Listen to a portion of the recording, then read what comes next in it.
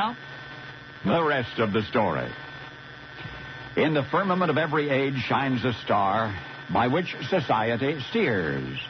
And so it was more than 100 years before Emily Post was born, for a book of manners and etiquette in 1747 was entitled Rules of Civility and Decent Behavior in Company and in Conversation, 110 Rules. And how remarkably they encompassed the situations of 18th century life. Every action done in company ought to be done with some sign of respect to those that are present. That's the first rule. And throughout, one envisions not a world of created impressions, but rather a time of concern for the sensibilities of others. Quote, sleep not when others speak. Sit not when others stand. Speak not when you should hold your peace. And walk not when others stop. Many of these rules of civility comprise lengthy paragraphs regarding specific protocol and proposed conduct for certain people in certain situations. However, the most charming inclusions are those which are both brief and wise. When a man does all he can, though it succeeds not well, blame not him that did it. Let your conversation be without malice or envy. Speak not evil of the absent.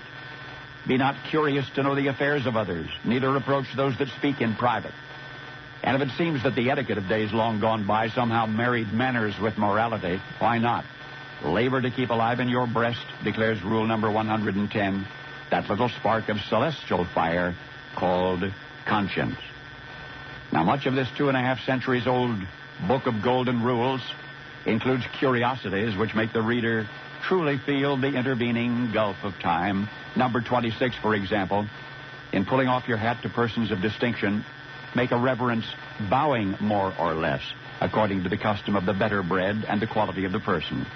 And here's number 95. Put not your meat in your mouth with your knife in your hand. Neither spit forth the stones of any fruit pie upon a dish. And don't cast anything under the table.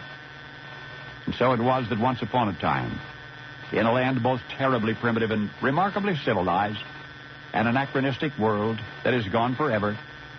And yet, I understand these rules of civility are being republished right now.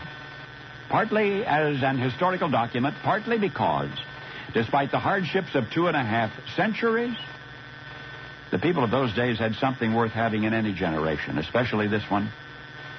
Something soft, beguiling, and kind.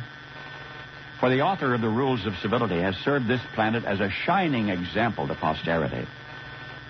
And now you can see that from the very beginning, he was the right man for the job. He was the leader of a brave new land. George Washington? The George Washington? That's right. The man who first taught us our manners in a book entitled The Rules of Civility and Decent Behavior, which he wrote in 1747 at the age of 15. Now you know the rest of the story.